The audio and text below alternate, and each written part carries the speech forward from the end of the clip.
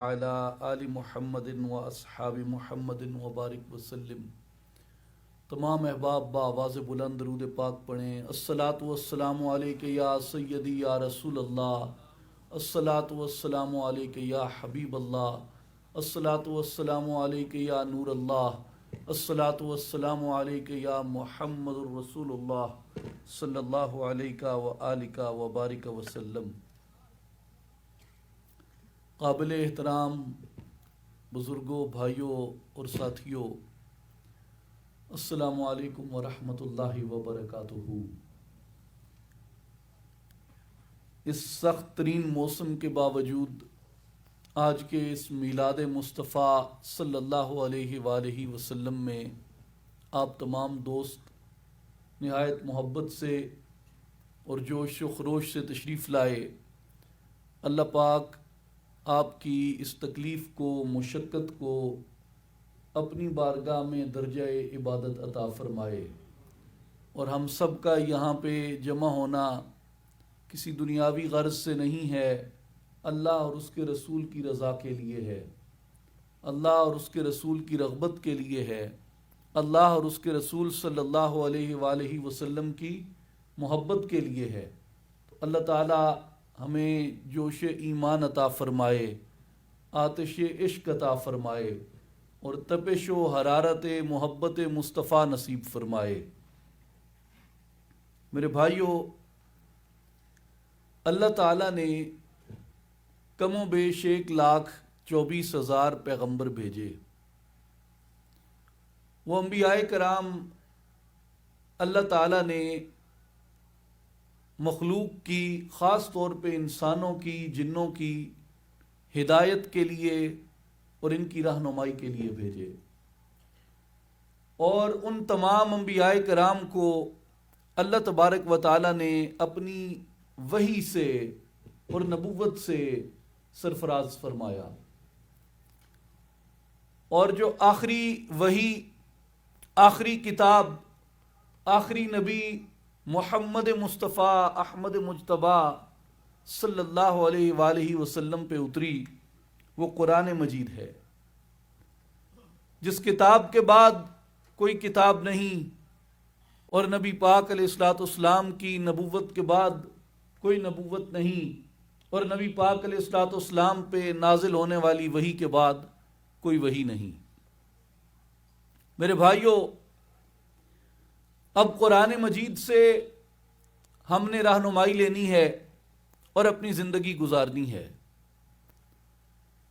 اگر آپ قرآن مجید کو غور سے پڑھیں تو آپ کو یوں محسوس ہوتا ہے کہ قرآن پاک ایک سمندر ہے، اور آج تک بڑے بڑے متکلمین اور مفسرین آئے، لیکن کسی عالم نے، کسی مفسر نے، کسی مجتہد نے، کسی فقیر نے، کسی عارف نے یہ دعویٰ نہیں کیا کہ اس نے قرآن کے سمندر کا دوسرا کنارہ پا لیا ہے۔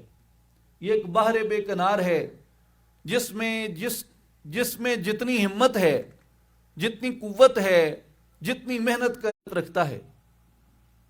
اولیاء اللہ نے یہ تعلیم دی کہ لوگوں، قرآن مجید کو اس طرح پڑھو، قرآن مجید کا ایسے مطالعہ کرو کہ یہ تمہارے آج کو روشن کر دے، یہ تمہارے آج کو روشن کر دے۔ آپ اگر کسی قلعے میں جاتے ہیں، اس قلعے میں پرانا تاریخی قلعہ ہوگا، شمع اور فانوس روشن کرنے کے لیے جگہیں بنی ہوں گی، لیکن اگر وہ قلعہ یا وہ تاریخی عمارت آج آپ کو روشنی نہیں دے سکتی، تو آپ کے لیے وہ ایک یادگار ضرور ہے، وہاں جا کے سفر کرنے کے لیے، سیر و سیاحت کرنے کے لیے، مشاہدہ کرنے کے لیے، سبق سیکھنے کے لیے۔ اس سے زیادہ کچھ نہیں ہے وہ آپ کے لیے۔ آپ ایک دارالحکومت کو لے لیں، لاہور دارالحکومت تھا، جہاں پہ مغل سرکار لگتی تھی، قلعہ موجود ہے، بادشاہ کا تخت موجود ہے، عمارت موجود ہے، لیکن آج وہ صرف سیر و سیاحت کے لیے ہے۔ آج وہاں سے حکمرانی نہیں ہوتی، آج وہاں سے حکم جاری نہیں ہوتا، آج وہاں سے کسی کے متعلق کوئی فیصلہ جاری نہیں ہوتا۔ میرے بھائیوں اور بزرگوں، قرآن مجید کے ساتھ آپ یہ دیکھیں کہ ہمارا تعلق کیا ایک تاریخی کتاب جتنا تو نہیں رہ گیا کہ ہم قرآن مجید کو اٹھا لیتے ہیں یہ دیکھنے کے لیے کہ اس میں سابقہ امتوں کے کیا قصے لکھے ہیں، اس میں سابقہ امتوں کی کیا نصیحتیں لکھی ہیں۔ اصل مقصد قرآن مجید کے پڑھنے کا یہ ہے کہ میرا آج قرآن مجید سے کس طریقے سے روشن ہو سکتا ہے، آج میں اپنے کردار کو، اپنی سیرت کو، اپنے اخلاق کو قرآن مجید سے کیسے منور اور روشن کر، سنگار میں کہاں کمی ہے۔ جس طرح ایک عورت اپنے آپ کو آئینے کے سامنے کھڑا کرتی ہے اور آئینے میں اپنے چہرے کو دیکھتی ہے، آنکھوں کو دیکھتی ہے، بالوں کو دیکھتی ہے، لباس کو دیکھتی ہے، رنگ و روغن کو دیکھتی ہے، بناوٹ کو دیکھتی ہے، سجاوٹ کو دیکھتی ہے، اولیاء اللہ فرماتے ہیں لوگوں قرآن کو شیشہ بنا لو، اپنے کردار کے وجود کے ساتھ اس کے سامنے کھڑے ہو جاؤ، تمہارا سب کچھ قرآن میں تمہیں نظر آئے گا کہ کہاں کہاں تمہیں اپنی اصلاح کی ضرورت ہے، کہاں کہاں تمہیں اپنا آپ سجانے اور سنوارنے کی ضرورت ہے۔ میرے بھائیوں اور بزرگوں، اولیاء فرماتے ہیں کہ اس کا طریقہ یہ ہے کہ تم قرآن کو آئینہ بناؤ، اپنے آپ کو آئینہ قرآن کے سامنے کھڑا کر کے سجاؤ اور سنوارو، پھر دیکھو تو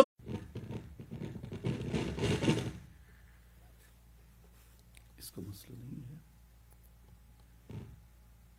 اور فرماتے ہیں کہ قرآن مجید کی ہر آیت کے اللہ تبارک و تعالی نے ایک ظاہر رکھا ہے اور ایک باطن رکھا ہے۔ آپ اگر گناہوں کو دیکھیں، گناہوں کے بارے میں اللہ تعالیٰ نے قرآن مجید میں فرمایا ہے کہ وَذَرُوا ظَاهِرَ الْإِثْمِ وَبَاطِنَهُ، جب تم گناہ کرتے ہو تو گناہ کا ایک ظاہر ہوتا ہے، گناہ کا ایک باطن ہوتا ہے۔ آپ جب عمل کرتے ہیں، کوئی بھی عمل ہے، اس عمل کا ایک ظاہر ہے، ایک اس عمل کا باطن ہے۔ انما الاعمال بالنیات، اعمال کا دار و مدار نیت پر ہے، عمل ظاہر ہے، نیت پوشیدہ ہے۔ اسی طرح حضرت ابو ہریرہ رضی اللہ تعالیٰ عنہ علم کے بارے میں فرماتے ہیں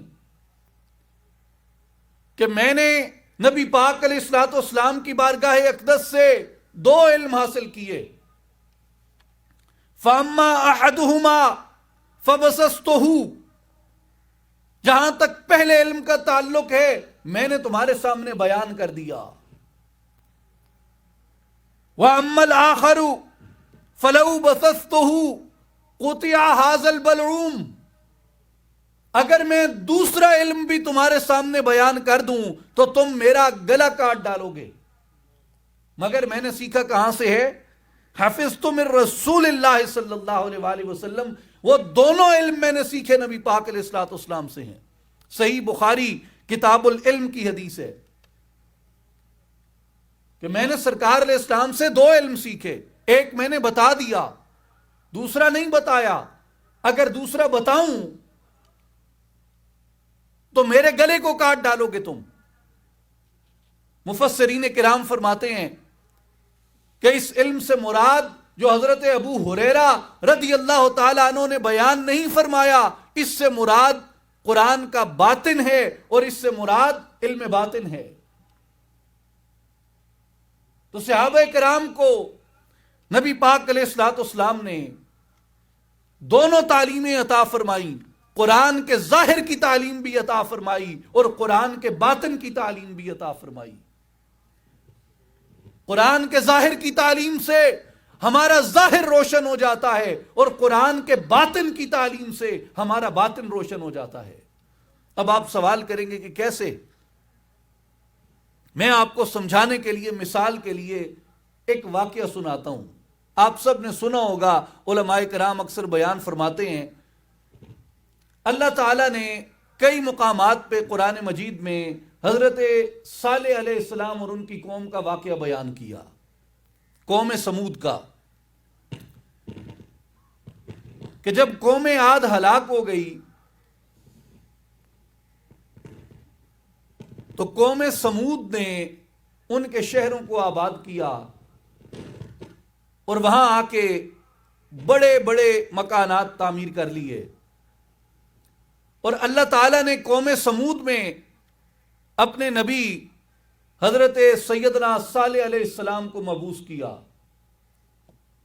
صالح علیہ السلام نے اس قوم کو اللہ کی دعوت دی، بت پرستی سے روکا، حرام خوری سے روکا، ملاوٹ سے روکا، دغے فریب سے روکا، ظلم سے روکا، لیکن وہ سرکش تھے، باز نہ آئے۔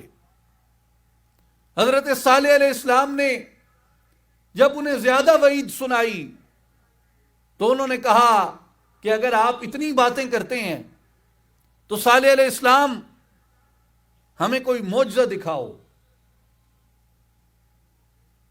اور معجزے کی شرط یہ رکھی کہ یہ سامنے پہاڑ ہے، ہم نے ان پہاڑوں کے اندر نقش و نگار کیا۔ اگر آپ مفسرین کو پڑھیں تو وہ یہ بتاتے ہیں کہ آپ قوم سمود نے جو مکانات بنائے تھے ان کے اندر یہ صلاحیت تھی کہ وہ پتھروں کے اندر نقش و نگار بناتے تھے اور بڑی باریکی سے بناتے تھے۔ تو انہوں نے یہ شرط رکھی کہ جیسے ہم نقش و نگار بناتے ہیں، جیسے ہم مصوری کرتے ہیں، اگر تمہارا خدا ہے اور جیسے تم بتاتے ہو وہ کچھ کرنے پہ قادر ہے، وہ قدرت رکھتا ہے، تو ہمارے نقش و نگار کے مقابلے میں وہ ایک اونٹنی نکالے، اور اس اونٹنی کی شرط یہ ہے کہ وہ 10 ماہ کی حاملہ ہو۔ سیدنا صالح علیہ السلام نے اللہ تبارک و تعالیٰ کی بارگاہ میں یہ دعا کی کہ رب العالمین اس قوم کو ہدایت عطا فرما اور اس معجزے کو رونما فرما، اور یہ اس کے ذریعے اطاعت کریں، اور اگر اطاعت نہ کریں تو پھر اللہ تبارک و تعالیٰ کا عذاب برحق ہے۔ تو قرآن مجید میں ارشاد ہوتا ہے قد جاءتکم بینۃ من ربکم ہذہ ناقۃ اللہ لکم آیۃ فذروھا، فرمایا کہ بے شک تمہارے پاس اللہ کی طرف سے ایک روشن دلیل آ گئی، اور یہ اللہ کی اونٹنی تمہارے لیے ایک نشانی ہے۔ اب وہ قوم دیکھ رہی ہے اور ان کے سامنے پتھر کے پہاڑ ہیں جہاں انہوں نے نقش و نگار کر رکھے ہیں، ایک چٹان کو چیرتی ہوئی ایک زندہ اونٹنی وہاں سے برآمد ہوئی۔ اب اونٹنی کس چیز کی بنی ہوئی تھی؟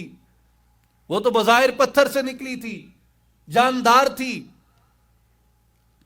اللہ تبارک و تعالیٰ نے چونکہ اسے اپنی نشانی بنایا تو اس اونٹنی کے لیے یہ فرمایا کہ ہذہ ناقۃ اللہ، یہ اللہ کی اونٹنی ہے اور تمہارے لیے نشانی ہے، اور تم اسے برائی کے ارادے کے ساتھ ولا تمسوھا بسوء، برائی کے ارادے کے ساتھ اگر تم نے اس کو چھوا تو یاد رکھو اللہ کا عذاب تمہیں اپنی لپیٹ میں لے لے گا۔ کچھ لوگ اس معجزے کو دیکھ کے ایمان لائے، اور جن کے دلوں پہ مہر تھی وہ اسی طرح اپنی سرکشی پہ، اپنی نافرمانی پہ ڈٹے رہے۔ تو میرے بھائیوں اور بزرگوں، شیطان نے ایک فتنہ اٹھایا، اور وہ فتنہ یہ اٹھایا کہ کچھ لوگوں کو قائل اور مائل کیا کہ وہ اس اونٹنی کو قتل کر دیں۔ ایک شخص تھا جس کا نام تھا قیدار۔ قیدار نے اس اونٹنی کی کونچیں کاٹیں جہاں وہ چرنے آئی ہوئی تھی اور اسے قتل کر دیا، اور جو اونٹنی کا بچہ تھا وہ وہاں سے پہاڑوں کے اندر بھاگ گیا اور غائب ہو گیا۔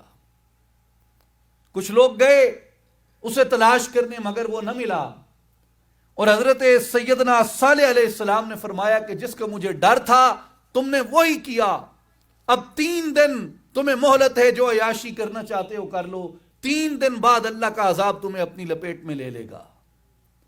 اور قرآن مجید بیان فرماتا ہے کہ 3 دن کے بعد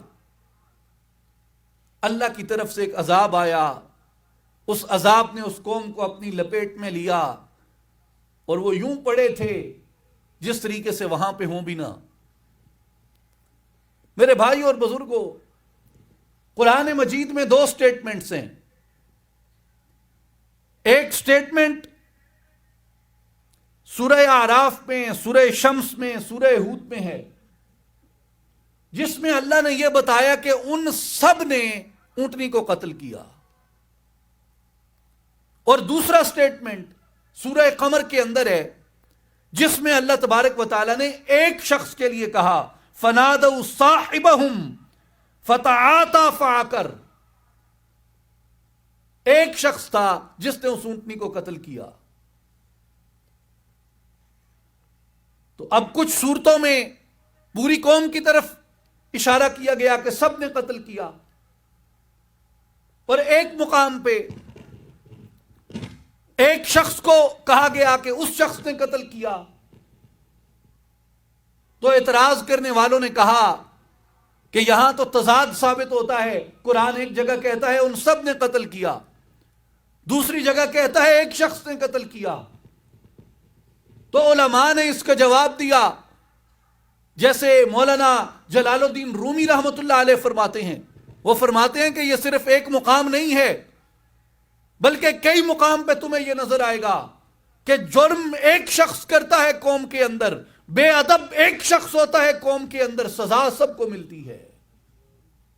قتل قیدار نے کیا تھا، مگر باقیوں کی خاموشی، باقیوں کی تائید اور باقیوں کا قیدار کے ظلم پہ سمجھوتا کرنا اس ساری قوم کو اس کے اندر شامل کرتا ہے کہ وہ اس قتل کے اندر شامل تھے۔ اس لیے میرے بھائیوں اور بزرگوں، مولانا جلال الدین رومی رحمۃ اللہ علیہ فرماتے ہیں کہ بے ادب ایک شخص ہوتا ہے، سزا سب کو ملتی ہے۔ اور دوسری بات یہ یاد رکھیں میرے بھائیوں اور بزرگوں کہ یہ تو واقعہ تھا جو گزر گیا، اس سے جو ظاہری اسباق ہیں وہ یہ اخذ ہوتے ہیں کہ اللہ تبارک و تعالی جب کسی قوم پہ کسی معجزے کو رونما کرتا ہے، اور اس معجزے کے رونما ہونے کے بعد بھی اگر وہ قوم اس معجزے کو جھٹلاتی ہے، اس نشانی کو جھٹلاتی ہے، اللہ کی طرف سے آنے والے اس انعام کی تکذیب کرتی ہے، تو اللہ تبارک و تعالی اس قوم پہ اپنی گرفت کرتا ہے، ان پہ عذاب آتا ہے۔ دوسری بات اس سے یہ معلوم ہوتی ہے، دوسری بات اس سے یہ معلوم ہوتی ہے کہ وہ لوگ جو اپنے نبی کی اطاعت چھوڑ دیتے ہیں، اپنے پیغمبر کی پیروی چھوڑ دیتے ہیں، اپنے پیغمبر کی نشانی کو جھٹلاتے ہیں، اس قوم پہ اللہ کا عذاب آتا ہے۔ اور تیسرا اس سے یہ معلوم ہوا کہ اللہ تبارک و تعالی نے نبی پاک علیہ الصلوۃ والسلام کے اوپر نازل ہونے والی کتاب کے جو لوگ انکار کرتے تھے، قرآن کے معجزے سے انکار کرتے تھے، قرآن کے معجزے کو جھٹلاتے تھے، ان کو اللہ تبارک و تعالی نے تنبیہ فرمائی کہ اگر تم میرے نبی کے معجزے کو جھٹلاؤ گے، اس پہ نازل ہونے والی کتاب کو جھٹلاؤ گے، تو یاد رکھو اس دنیا کے اندر بھی تمہارا مقدر رسوائی ہے اور آخرت کے اندر بھی تمہارا مقدر رسوائی ہے۔ اور اس سے یہ معلوم ہوا کہ انبیاء کی دعوت اللہ کی طرف تھی، انبیاء کی دعوت توحید کی طرف تھی، انبیاء کی دعوت الوہیت کی طرف تھی، انبیاء کی دعوت اللہ کے لیے اپنی عبادت کو، اپنے ارادے کو خالص کر دینے کے لیے تھی۔ میرے بھائیوں اور بزرگوں، اب اگر آپ اپنے حال سے اس کو وابستہ کرنا چاہیں کہ آج یہ واقعہ ماضی میں گزر گیا اور یہ واقعہ ماضی میں کھڑا ہے، تو مولانا جلال الدین رومی رحمۃ اللہ علیہ نے اور دیگر اولیاء کرام نے یہ فرمایا، انہوں نے کہا کہ لوگوں یاد رکھو یہ واقعہ ایک تو ماضی کے اندر موجود ہے، اور اگر تم غور کرو تو تمہیں معلوم ہوگا کہ تمہارے حال کے اندر بھی قوم سمود موجود ہے۔ قوم سمود کی خاصیت کیا تھی؟ قوم سمود کی خاصیت تھی وہ کفر کرتے تھے. قوم سمود کی خاصیت تھی وہ اللہ کو جھٹلاتے تھے, اس کے نبیوں کو جھٹلاتے تھے. آج وہ قوم سمود کدھر ہے؟ اپنے باہر تلاش کرنے کی بجائے قوم سمود کو اپنے اندر تلاش کیجئے. ہمارے وسوسے, توہمات اللہ اور اس کے رسول کے بارے میں, اس پہ نازل ہونے والی کتاب کے بارے میں اور نبی پاک پہ آنے والی شریعت کے بارے میں ہمارے شکوک و شبہات, یہ قوم سمود ہیں. اور وہ چراگاہ جہاں وہ اونٹنی چرتی تھی, وہ چراگاہ یہ دنیا ہے. اور وہ قیدار جس نے اس اونٹنی کو قتل کیا, وہ قیدار ہمارا نفس ہے. اور وہ اونٹنی جو اللہ نے ایک معجزے کے طور پہ رونما فرمائی تھی, اولیاء کاملین فرماتے ہیں کہ وہ اونٹنی تمہارے بدن کے اندر تمہارا قلب ہے, جسے اللہ تبارک و تعالی نے اس مٹی کے پنجرے کے اندر رکھ کر بھی عالم انوار کے ساتھ وابستہ کر دیا.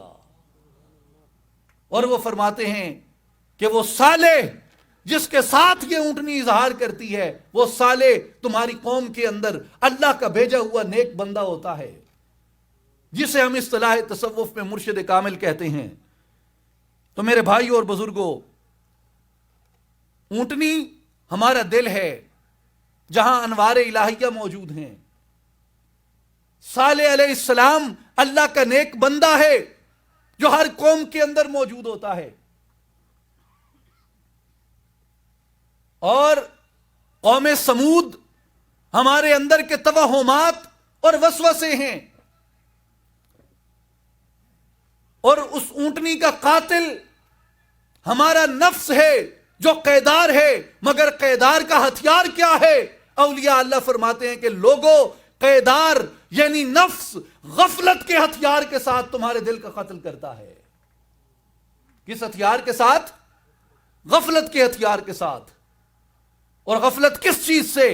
غفلت تمہارے مولا سے غفلت, تمہارے مالک سے غفلت, تمہارے معبود سے غفلت, تمہارے مسجود سے غفلت, تمہارے محبوب حقیقی سے غفلت. اس لیے حضرت سلطان باہو رحمۃ اللہ علیہ فرماتے ہیں, جو دم غافل سو دم کافر سن مرشد فرمایا ہوں. کہ اگر تم غفلت میں مبتلا ہو گئے, اگر تم نے اس کی طرف رجوع کو ترک کر دیا, اگر تم نے اس کی طرف اپنی کشش کو ترک کر دیا, تو اس کا نتیجہ کیا نکلے گا؟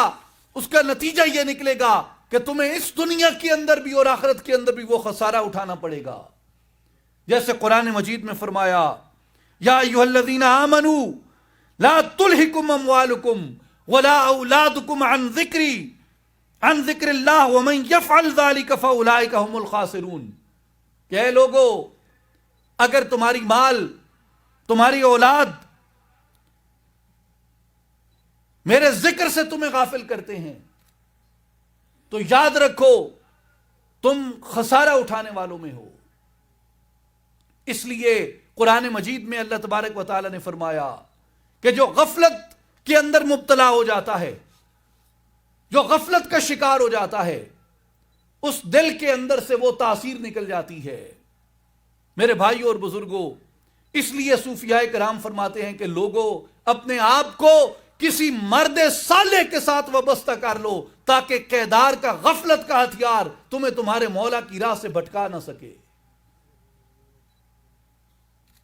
میرے بھائی اور بزرگوں, امام نجم الدین کبریٰ رحمت اللہ تعالی علیہ, آپ اپنی تصنیف مبارکہ تاویلات نجمیہ میں فرماتے ہیں کہ عوام کے لیے تو معجزہ یہ تھا کہ پتھر سے ایک اونٹنی برآمد ہو گئی. پتھر سے ایک اونٹنی برآمد ہو گئی. کہتے ہیں مگر آج جو اسے نہیں دیکھ رہے, ان کے لیے کیا معجزہ ہے؟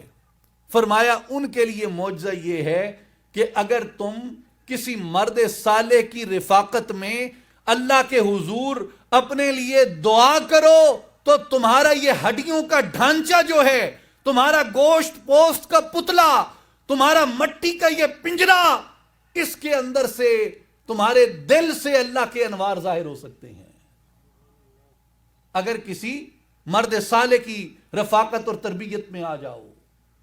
اس لیے مولانا جلال الدین رومی رحمت اللہ تعالی علیہ آپ یہ ارشاد فرماتے ہیں کہ ناقہ صالح جو جس میں صالحاں شد کمینے در ہلاکے تالہاں۔ مولانا جلال الدین رومی رحمت اللہ علیہ فرماتے ہیں کہ حضرت صالح علیہ السلام کی اونٹنی کی مثال ایک مرد کامل جیسی ہے، ناقہ جس میں ولیرہ بندہ باش تا شوی با روح صالح خواجہ تاش۔ اگر تجھے ناقۃ اللہ کہیں ملتا ہے تو اس کی اطاعت اختیار کر لے، اس سے دشمنی کو ترک کر لے۔ وہ فرماتے ہیں کہ جنہوں نے اس زمانے میں ناقۃ اللہ سے دشمنی کی تھی وہ ہلاکت کا شکار ہوئے، اور کہا یاد رکھو اللہ ہر زمانے میں اپنی نشانیوں کو ظاہر کرتا ہے۔ کبھی اس نے اونٹنیوں کو اپنی نشانی بنایا، کبھی اس نے زمزم کے چشمے کو اپنی نشانی بنایا، کبھی اس نے صفا مروہ کو اپنی نشانی بنایا، کبھی اس نے حجر اسود کو اپنی نشانی بنایا، کبھی اس نے مقام ابراہیم کے پتھر کو اپنی نشانی بنایا۔ علماء فرماتے ہیں لوگوں یاد رکھو، اگر اونٹ اور اونٹنی نشانی بن سکتی ہے، اگر پتھر نشانی بن سکتا ہے، اگر زمزم کا چشمہ یعنی پانی نشانی بن سکتا ہے، تو اللہ کے بندے بطریق اولا یہ صلاحیت رکھتے ہیں کہ اللہ اپنے بندوں کو اپنی نشانی بنا دے۔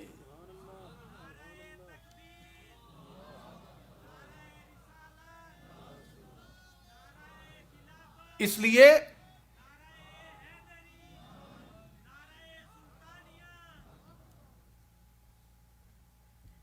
موسم تو ٹھنڈا ہے، نعرے تو ٹھنڈے نہیں ہونے چاہیے۔ نعرہ رسالت، نعرہ رسالت، نعرہ رسالت۔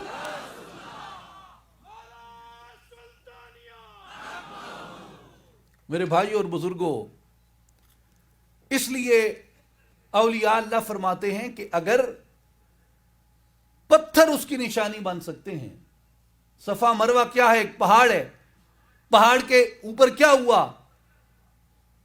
اللہ کی ایک نیک بندی تھی، ولیہ تھی۔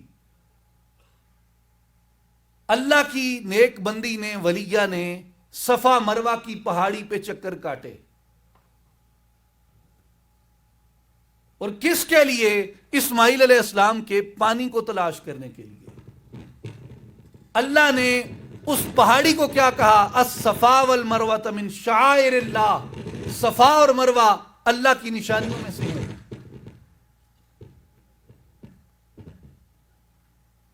صفا اور مروہ اللہ کی نشانیوں میں سے ہیں، یعنی پتھر اس کی نشانی بن سکتا ہے۔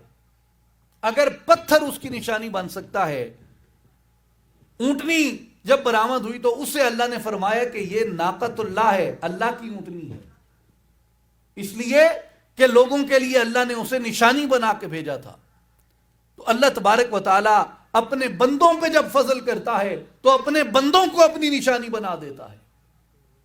میرے بھائیو غور کریں، میں اکثر یہ مثال دیتا ہوں کہ جیسے یہ آپ کے سامنے درخت کھڑا ہے، آپ اس درخت سے ایک ٹہنی کاٹ کے لائیں، وہ کیا بن جائے گی؟ چھڑی، لاٹھی۔ اس چھڑی اور لاٹھی کو یہاں پھینکیں، کیا وہ چھڑی یا لاٹھی سانپ کھائے گی؟ حرکت کرے گی؟ لیکن کیا قرآن بتاتا ہے کہ ایک لاٹھی ایسی تھی، ایک عصا ایسا تھا جو سانپوں کو نگل گیا؟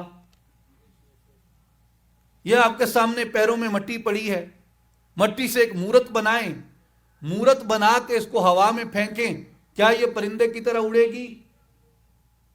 لیکن کیا قرآن بیان کرتا ہے کہ مٹی کی مورت پرندے کی طرح اڑی تھی حضرت عیسیٰ کے ہاتھوں؟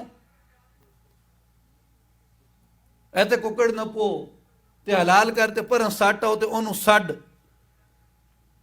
وہ آسی یا پیئر آسی؟ پیئر آسی نا. لیکن قرآن دسیں دے کہ ایک موقع ایسا آئے اللہ دے ایک بندے نے پرندے ذبح کرتے پہاڑی تے سٹ دیتے لیکن آواز لائیے تب پرندے اڑ دے آئے. تسیں کرتا پائی بیٹھے ہو, کوئی نال تواڈے مریض بیٹھا ہوئے جدیاں اکھیاں خراب ہوئیں تے کرتے کوئے کھاؤں دی اکھیاں تے لاؤ دے دیں ویکھا کرتا شفا دیندے یا نہیں دیندا. لیکن کیا قرآن بیان کیتے کہ کرتا نابینے کو شفا دے سکتے؟ داؤد علیہ السلام دے ہاتھ لوہا منہ مار پگھل ویندے. صالح علیہ السلام اشارہ کریں دن پتھر چونٹنی ظاہر تھی ویندی ہے. تو میرے بھائیو, ہر ٹہنی سانپ بن کر, ہر ٹہنی ہر لاٹھی سانپ نہیں کھاتی. بھائیو, مٹی ہر مٹی کے ظرف برتن بن کے شاہی دربار میں نہیں جاتے, بلکہ مٹی کو بادشاہ کے دربار میں برتن بن کے جانے کے لیے کسی کوزہ گر کی, کسی کاریگر کی کاریگری کی احتیاج رہتی ہے. یہ مٹی ہے, یہ منور یوں ہی نہیں ہو جاتی. اس مٹی کو منور ہونے کے لیے کسی کامل کی توجہ کی احتیاج رہتی ہے. اگر موسیٰ کا ہاتھ مل جائے, موسیٰ کا ہاتھ مل جائے عصا سانپ کھا سکتا ہے. عیسیٰ کا دم مل جائے مٹی پرواز کر سکتی ہے. داؤد کا ہاتھ مل جائے لوہا موم ہو سکتا ہے. ابراہیم کا اشارہ مل جائے مرا ہوا پرندہ زندہ ہو کے آ سکتا ہے. صالح علیہ السلام کی دعا مل جائے پتھر سے اونٹنی برآمد ہو سکتی ہے. میرے بھائیوں اور بزرگوں, اگر نبی پاک علیہ الصلوۃ والسلام کے کسی سچے امتی, حضور کے کسی سچے متی اور حضور علیہ الصلوۃ والسلام کے سچے پیرو اور آپ کی امت کے کسی ولی کی توجہ ہو جائے تو اس وجود کے اندر انوار پیدا ہو سکتے ہیں. اس لیے مولانا جلال الدین رومی فرماتے ہیں ناقہ جسم ولی را بندہ باش. لیکن یاد رکھیں, ناقۃ اللہ کی جنہوں نے توہین کی, تکذیب کی, جھٹلایا, وہ اللہ کی گرفت میں آ گئے. اور اولیاء کو مولانا رومی کیا کہتے ہیں کہ یہ بھی ناقۃ اللہ ہیں, یہ اللہ کی نشانیاں ہیں. پتھر, اونٹ, پانی اگر اللہ کی نشانیاں بن سکتے ہیں تو اللہ پاک کی راہ میں صدق کے دل سے چلنے والے بندے بھی اللہ کی نشانیاں بن جاتے ہیں. اس لیے وہ فرماتے ہیں کہ ناقہ جس میں ولی را بندہ باش, جو اولیاء ہیں یہ ناقۃ اللہ ہیں زمین پہ. اس لیے تو بھی کسی ناقۃ اللہ کی پیروی اختیار کر لے. جس طرح وہ قوم اگر ناقۃ اللہ کو نہ جھٹلاتی تو وہ موجود رہتی, اس پہ عذاب نہ آتا. اور یہ تو صحیح بخاری میں نبی پاک علیہ الصلوۃ والسلام کی روایت مبارک ہے, حضور نے فرمایا اللہ فرماتا ہے کہ جو میرے ولی کے ساتھ دشمنی رکھتا ہے میں اس کے ساتھ اعلان جنگ کرتا ہوں. جو میرے ولی کے ساتھ دشمنی رکھتا ہے میں اس کے ساتھ اعلان جنگ کرتا ہوں. میرے بھائی اور بزرگوں, اس لیے یاد رکھیں کہ جب آپ قرآن مجید کو اس نقطۂ نظر سے دیکھتے ہیں وہ آپ کے اوپر تاثیر کرتا ہے, آپ کو اپنا حال اس کے آئینے کے اندر نظر آتا ہے. اور یہ دیکھنے کی ضرورت ہوتی ہے کہ کہیں میرا قیدار ناقۃ اللہ کے در پہ تو نہیں ہے. قیدار کون تھا؟ جس نے اونٹنی کو قتل کیا, اس کا کیا نام تھا؟ قیدار. ایک قیدو ہی آئی, وہ ساڑھے جنگ دی کہانی ہے, وہ وکری ہے. ایک قیدار دی کہانی ہے. قیدار, مولانا رومی فرماتے ہیں کہ قیدار تمہارا نفس ہے, اور قیدار کو کبھی اتنی طاقت حاصل نہ کرنے دو کہ وہ ناقۃ اللہ کو ضرب پہنچا سکے. اور ناقۃ اللہ کیا ہے؟ فرمایا تم ایک ناقۃ اللہ کہا کہ اولیاء کا وجود ناقۃ اللہ ہے، اور دوسرا کہا کہ تمہارا اپنا قلب ناقۃ اللہ ہے جو پہاڑی سے برآمد ہوتا ہے. تو اس لیے کہا کہ اپنے نفس کو اتنا مضبوط نہ ہونے دو کہ وہ تمہاری اونٹنی کو قتل کرے، اور اگر اونٹنی قتل ہوئی تو آفت کون بھگتے گا؟ یہ جسم بھگتے گا. آفت کون بھگتے گا؟ یہ جسم بھگتے گا، اس دنیا کے اندر بھی، قبر کے اندر بھی، اور آخرت کے اندر بھی. تو اس لیے کہا کہ لوگوں اپنے نفس کے خلاف جہاد کرو، اپنے نفس کے خلاف جہاد کرو، اور اپنی روح کی حمایت کرو، اپنے اندر کے انوار کی حمایت کرو. یہی ساری جنگ ہے میرے دوستوں اور بزرگوں. اس دنیا کے اندر جسم و روح کی لڑائی ہے ساری، اور یہ جسم و روح کی لڑائی جو ہے یہ آپ کو ہر جگہ نظر آتی ہے. انبیاء کی دعوت کس کی طرف تھی؟ اندر کی طرف تھی. اور جو ان کے مقابلے میں کھڑے تھے لوگ، ان کی دعوت کس طرف تھی؟ ان کی دعوت جو اندر تھے، جو حکمران تھے، جو ظالم تھے، جیسے فرعون تھا، نمرود تھا، ان کی دعوت جسم کی طرف تھی. یعنی آپ اگر حضرت ابراہیم علیہ السلام کا اور نمرود کا مکالمہ اگر آپ دیکھیں تو آپ کو واضح ہو جاتا ہے کہ جو نمرود کی دعوت تھی وہ جسم پرستی کی طرف تھی. وہ کیا کہتا تھا کہ میں خدا ہوں. حضرت ابراہیم علیہ السلام نے فرمایا میرا خدا تو وہ ہے جو زندہ کرتا ہے اور موت دیتا ہے. تو نمرود نے دلیل کے طور پہ اس نے یہ کیا کہ دو لوگوں کو بلوایا اپنے دربار میں، بلوا کے ایک شخص کو چھوڑ دیا، ایک شخص کو قتل کر دیا. اور اس نے کہا ابراہیم دیکھو، اگر زندگی دینا اور موت دینا ہی خدا ہونے کی نشانی ہے تو میں نے ایک کو جس کو چاہا چھوڑ دیا، جس کو چاہا میں نے قتل کر دیا. ابراہیم علیہ السلام نے فرمایا کہ یہ چھوڑنا اور مارنا نہیں ہوتا. پھر آپ نے دوسری دلیل قائم کی اور آپ نے فرمایا کہ میرا مولا تو وہ ہے جو سورج مشرق سے طلوع کر کے مغرب میں غروب کرتا ہے. اگر تو سچا ہے تو تو سورج کو مغرب سے طلوع کر اور مشرق میں غروب کر.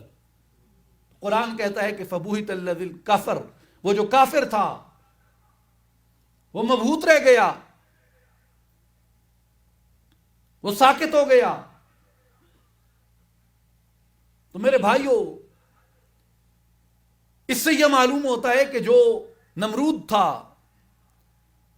اس کی نظر میں زندگی اور موت صرف یہی تھی کہ جو جسم پہ آتی ہے. مگر ابراہیم علیہ السلام اسے یہ بتا رہے تھے کہ وہ روح تو کہاں سے لائے گا جس روح کے ساتھ یہ جسم زندہ ہو جاتا ہے، جس روح کے نکلنے سے یہ مردہ ہو جاتا ہے. فقط جسم کو اطاعت میں ڈھال لینا اگر کافی ہوتا تو جنہوں نے مسجد زرار بنائی تھی، مسجد زرار والے بھی یہی کہتے تھے کہ یا رسول اللہ ہم نے تو مسلمانوں کی خیر خواہی کے لیے بنائی ہے. ٹھنڈ ہوتی ہے، کیچڑ ہوتا ہے، بارش آ جاتے ہیں، سب لوگ مسجد قباء میں نہیں جا سکتے تو یہاں آ کے اعمال کر لیا کریں. اگر ظاہری اعمال ہی ایمان کی دلیل بن سکتے تو مسجد زرار کو کیوں گرایا گیا؟ نام تو اس کا بھی مسجد رکھا گیا، کہا تو اسے بھی مسجد گیا، مگر سرکار نے فرمایا اسے جا کے گرا دو، جو مال اس میں استعمال ہوا ہے اس کو جلا دو. اور قرآن نے کہا یا رسول اللہ آپ نے اس مسجد کے اندر قدم نہیں رکھنا، آپ نے اس میں قیام نہیں کرنا. جو منافقین تھے اعمال تو وہ بھی اختیار کرتے تھے، لیکن ایمان جو ہے وہ صرف ظاہری طور پہ درست ہو جانے کا نام نہیں ہے، بلکہ ایمان حقیقتاً فقط اپنے بدن کو جھکانے کا نام نہیں ہے، بلکہ اپنی پوری ہستی کے ساتھ، یعنی بدن بھی جھک جائے، عقل بھی جھک جائے، روح بھی اس کی اطاعت اختیار کر لے، تب جا کے ایمان کی تکمیل ہوتی ہے. مگر جو کفار ہیں ان کے نزدیک ساری کی ساری زندگی وہ صرف جسم کی لذت تک محدود ہے. ان کی ساری تگ و دو، ان کی ساری کوشش و کاوش یہی ہوتی ہے کہ میرا جسم لذتیں حاصل کر لے. آج آپ دیکھیں پوری دنیا جو ہے وہ حس کے اوپر قائم ہے، یعنی محسوسات کی دنیا ہے، محسوسات سے آگے کوئی کسی چیز کو ماننے کے لیے تیار نہیں ہے۔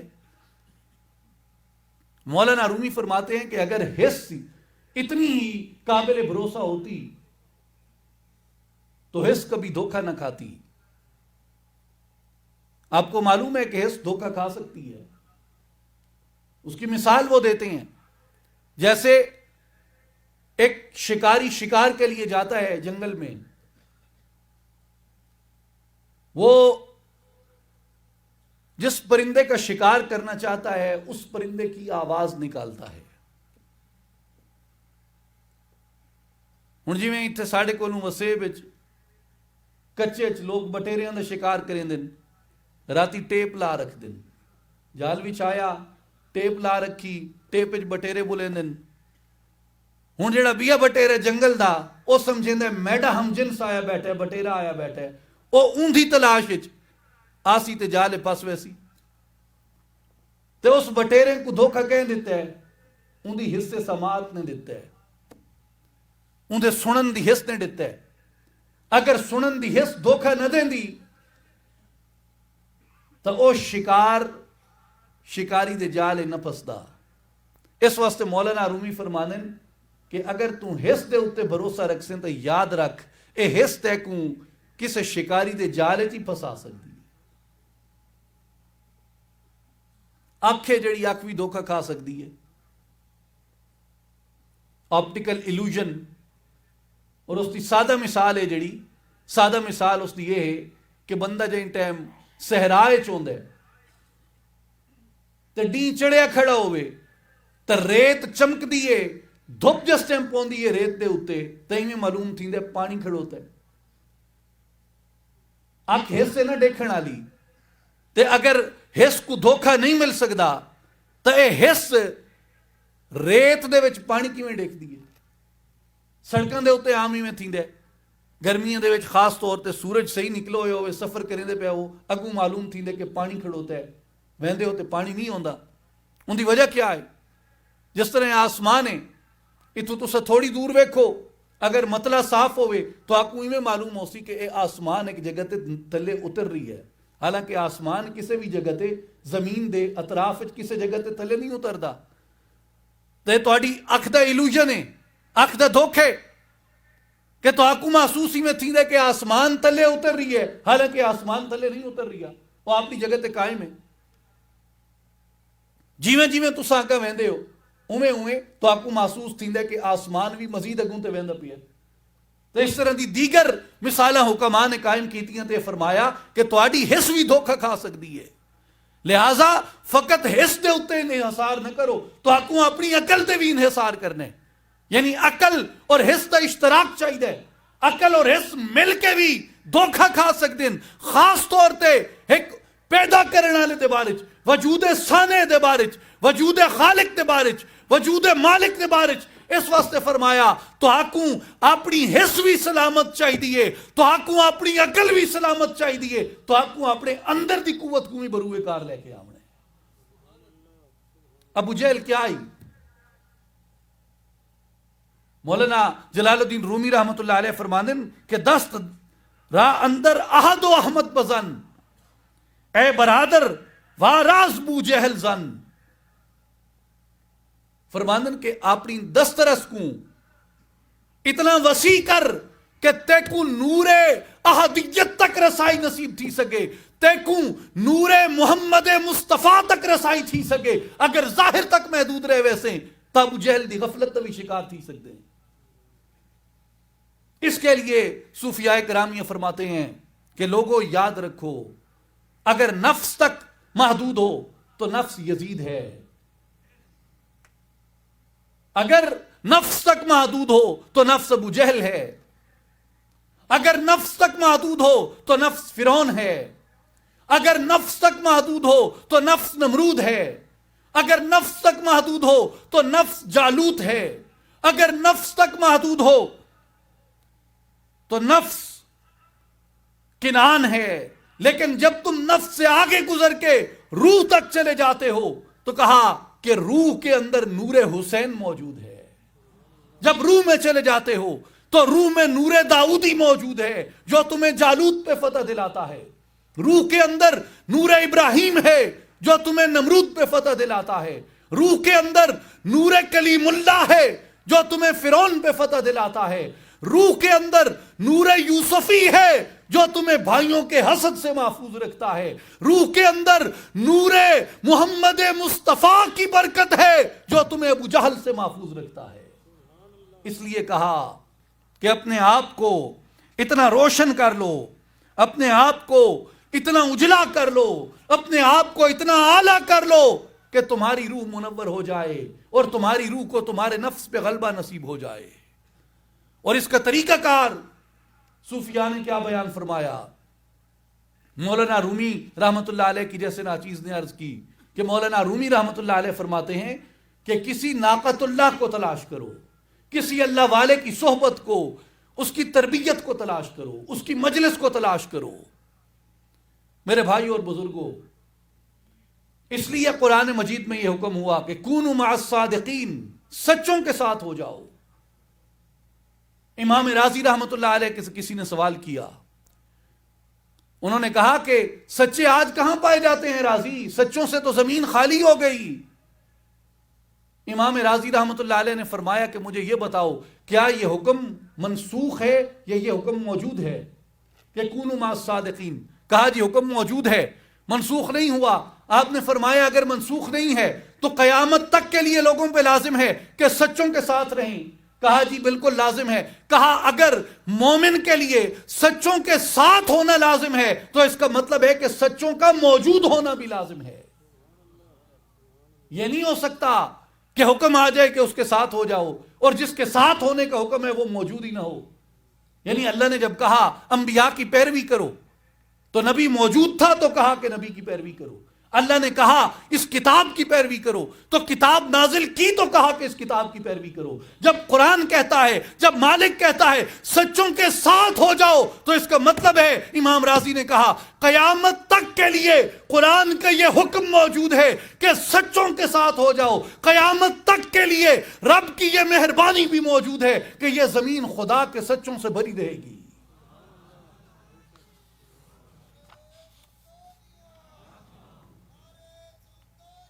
مشکات شریف میں نبی پاک علیہ السلام کا فرمان مبارک ہے.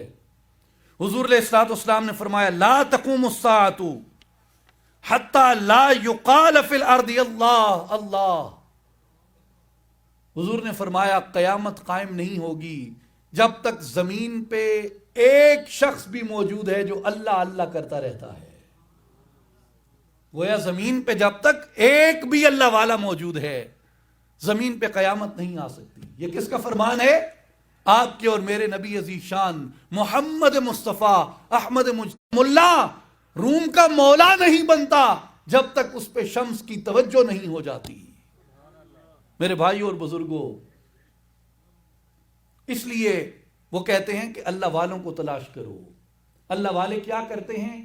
وہ اللہ اللہ کرتے ہیں. اللہ والے کیا کرتے ہیں؟ اللہ اللہ کرتے ہیں. اور اللہ اللہ کرنا کیا ہے؟ یہ اللہ کا ذکر ہے. اور ذکر جب کسی وجود کے اندر آ جاتا ہے تو ذکر اس مٹی کو سونا بنا دیتا ہے. ذکر اس مٹی کو سونا بنا دیتا ہے. کئی لوگ یہ پوچھتے ہیں کہ جی حضرت سلطان باہو رحمت اللہ علیہ کے طریقے مبارک میں جو یہ اسم اعظم کا ذکر کیا جاتا ہے, آپ میں بہت سے ساتھیوں کو یہ معلوم ہوگا کہ یہ اسم اعظم کا ذکر جو ہے یہ دل کی روشنی کے لیے, اندر کے انوار کے لیے حضرت سلطان باہو رحمت اللہ علیہ فرماتے ہیں کہ سنہری حروف سے لکھا ہوا چمکدار اللہ کا نام اپنی آنکھوں کے سامنے رکھو, اپنے دل میں اس کا نقش اتارو. تو کسی نے پوچھا کہ جی اس کی کیا وجہ ہے, ایسا کیوں ہے؟ میں نے کہا اس کے اندر یہ پیغام ہے کہ اگر یہ ایک کاغذ پہ آ جائے اس کاغذ کو سنہرا کر دیتا ہے, چمکدار کر دیتا ہے. اگر اللہ کا نام روح کے اندر اتر جائے یہ روح کو بھی چمکدار اور روشن بنا دیتا ہے, یہ مٹی کو منور کر دیتا ہے. اس لیے اللہ تبارک و تعالی نے فرمایا یا ایھا الذین آمنوا لا تلہکم اموالکم ولا اولادکم عن ذکر اللہ, کہ تمہارے مال، تمہاری اولاد، کوئی بھی چیز تمہیں اللہ کے ذکر سے نہ روک سکے.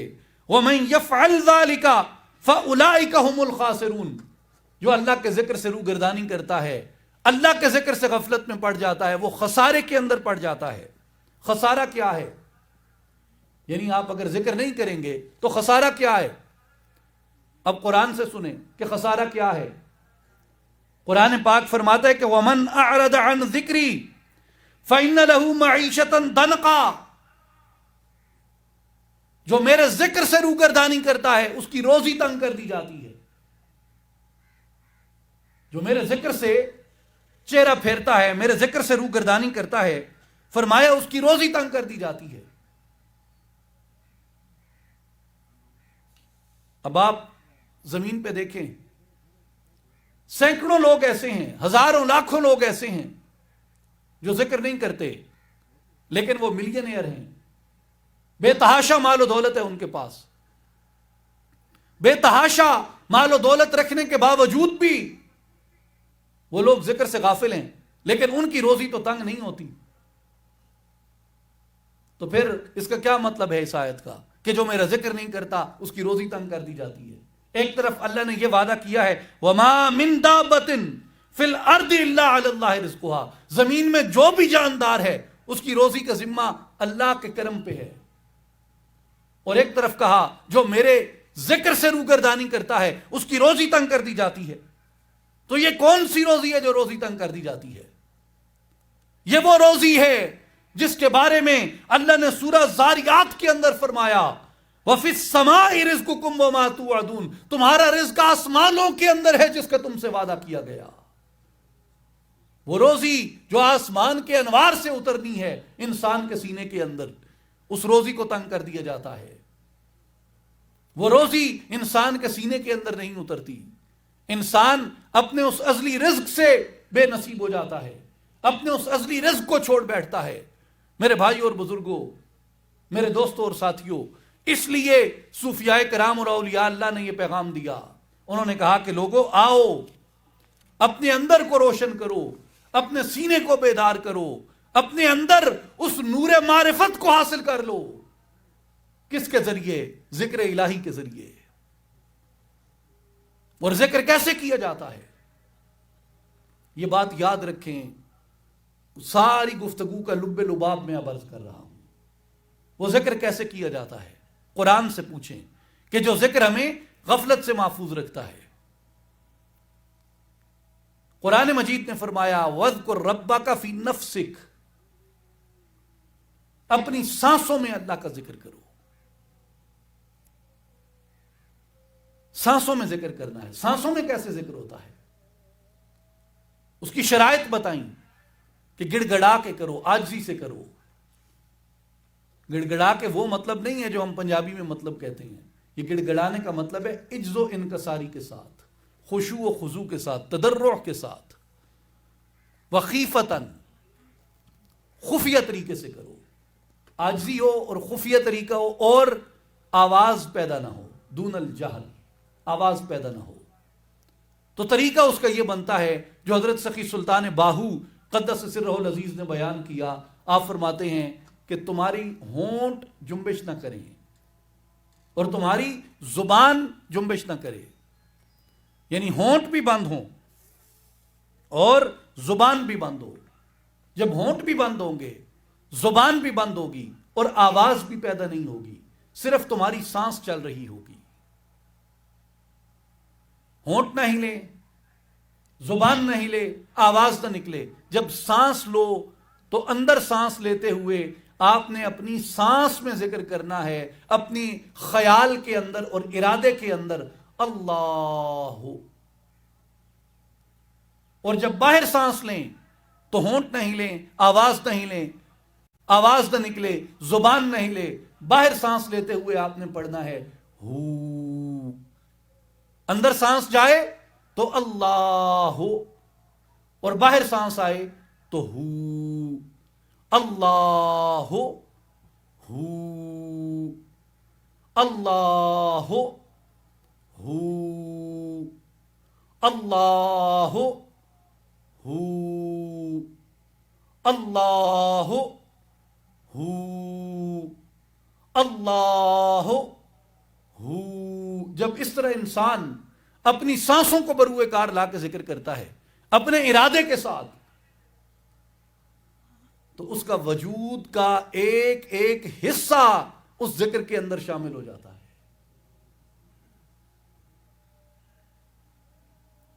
اس کے وجود کا ایک ایک حصہ ذکر کرتا ہے. آپ یاد رکھیں کہ ہر وقت زبان سے ذکر کرنا ممکن نہیں ہے، کیونکہ زبان بعض دفعہ دیگر کاموں میں بھی مشغول ہو جاتی ہے. سانس ایک ایسا ذریعہ ہے ذکر کا کہ آپ سوئے ہوئے بھی ہیں تو بھی سانس ہر وقت ذکر کرتی رہتی ہے. اور یہ جو سانس کا ذکر ہے یہ اللہ کی رسی کو پکڑنا ہے. وَاعْتَصِمُوا بِحَبْلِ اللَّهِ جَمِيعًا وَلَا تَفَرَّقُوا. اللہ کی رسی مضبوطی سے پکڑ لو اور تفرقے میں نہ پڑو. صوفیاء فرماتے ہیں تفرقے سے مراد تمہارے اندر کا تفرقہ ہے کہ اندر کو بھٹکنے نہ دو، اندر کو ادھر ادھر نہ الجھنے دو. سانسوں کی رسی اللہ کی رسی ہے، جو اسے مضبوطی سے پکڑ لیتا ہے وہ عرش تک رسائی پا جاتا ہے. مولانا رومی نے ایک عجیب تشبیہ قائم فرمائی مثنوی شریف دفتر دوم میں. مولانا فرماتے ہیں کہ لوگوں یاد ہے تمہیں جب حضرت یوسف علیہ السلام کے بھائیوں نے آپ کو کنویں میں پھینکا تھا؟ واقعہ سنا ہوگا آپ نے. بھائی کنویں میں آ کے ڈال گئے. ایک قافلہ گزرا تاجروں کا، انہوں نے اندر دیکھا کنویں میں بچہ ہے، انہوں نے رسی پھینکی. یوسف علیہ السلام اس رسی کو پکڑ کے باہر آئے. مولانا جلال الدین رومی رحمۃ اللہ تعالی علیہ فرماتے ہیں یوسف حسنی و این عالم چچا، تیری روح جمال یوسف ہے، تیری روح جمال یوسف ہے، و این عالم چچا، اور یہ دنیا کنواں ہے. تیری روح جمال یوسف ہے اور یہ دنیا کنواں ہے. دین رسن صبرست بر امر الہ، اور یہ جو رسی ہے یہ خدا کے حکم پہ صبر کرنا، یعنی اس ذکر کو اختیار کرنا ہے.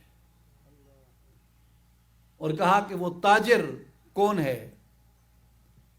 فرمایا کہ وہ تاجر مرشد کامل ہے جو اس دنیا کے کنویں سے تیرے اوپر سے گزرتا ہے. وہ آتا ہے تجھے ذکر کی رسی دیتا ہے، تو اس ذکر کی رسی کو پکڑ کے جب تیرے یوسف اس دنیا کے کنویں سے، یعنی اس اندھیر نگری سے، اس تاریکی سے، ظلمت سے، گہری جگہ سے، خوفناک جگہ سے جب باہر آ جائے گا تو سانسوں کی رسی کو پکڑ کے، تو وہ تاجر تجھے عزیز مصر کے پاس پہنچا دے گا. کہا کہ یہ دنیا کنواں ہے، روح جمال یوسف ہے، رسی یہ سانسوں کا ذکر ہے، اور تاجر مرشد ہے، وہ تجھے کہاں لے کے جائے گا؟ تیرے بادشاہ کے دربار میں لے جائے گا.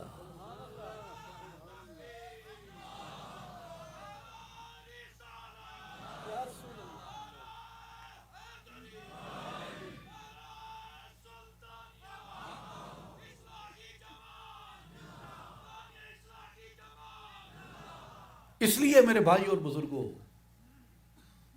اب آپ اس مثال کو دیکھیں اور سمجھیں، یاد رکھیں اسے. یہ بات زندگی بدل دے گی آپ کی کہ یوسف کنویں میں ہے، کنویں میں تاریکی ہے، ظلمت ہے، ڈر ہے، خوف ہے، اندھیرا ہے، بلائیں ہیں، چیزیں ہیں، اور روح یوسف کی طرح حسین بھی ہے اور یوسف کی طرح معصوم بھی ہے اور یوسف کی طرح بے گناہ بھی ہے.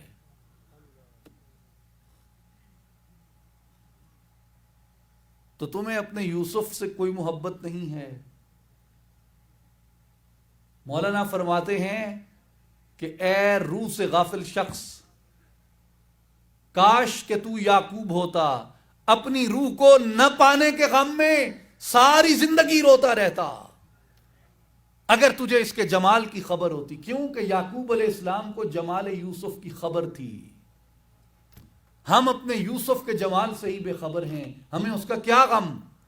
جنہیں غم ہے انہوں نے کیا کہا, بن چلایا طرف زمین دے عرشوں فرش ٹکایا ہوں, گھر تھی ملیا دیس نکالا اصل لکھیا جھولی پایا ہوں, رونی دنیا نہ کر جیڑا ساڈا اگے جی گھبرایا ہوں, اسی پردیسی ساڈا وطن دراٹھا یا حضرت باہو, دم دم غم سمایا ہوں.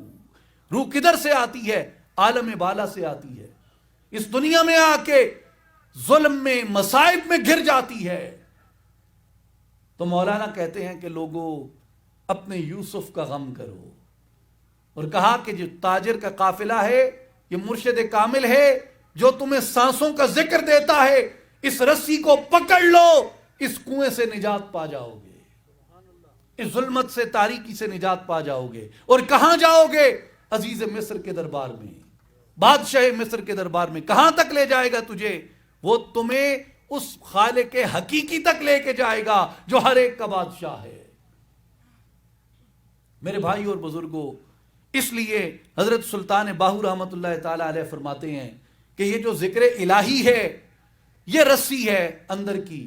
اس ذکر الہی کو اختیار کر لو, اندر کی رسی کو پکڑ لو, اللہ تبارک و تعالی تمہارے سینے کو روشن اور منور فرما دے گا. تو میرے بھائی اور بزرگوں, اسی دعوت کو دینے کے لیے آج کی اس تقریب کا انعقاد کیا گیا. اصلاحی جماعت کی یہی دعوت ہے, اور یہی اصلاحی جماعت کا مشن اور مقصد ہے کہ لوگوں آؤ اپنے ظاہر کے ساتھ اپنے باطن کو سنوارو. اور باطن کیسے سنورتا ہے, جب تم ذکر الہی اختیار کرتے ہو. اور میرے بھائیوں, آج سے اس گفتگو سے ایک سبق آپ یاد رکھ لیں کہ آپ نے قرآن پاک کو محض کتاب ماضی نہیں پڑھنا کہ جیسے بادشاہوں کے قلعوں کی سیر کی جاتی ہے ایسے قرآن کا مطالعہ نہ کرو. نعرہ تکبیر, نعرہ تکبیر, نعرہ رسالت, نعرہ خلافت, نعرہ حیدری, نعرہ غوثیہ, نعرہ سلطانیہ. میری جان جوانی, سانسوں کی روانی, میری پریم کہانی, نعرہ سلطانیہ.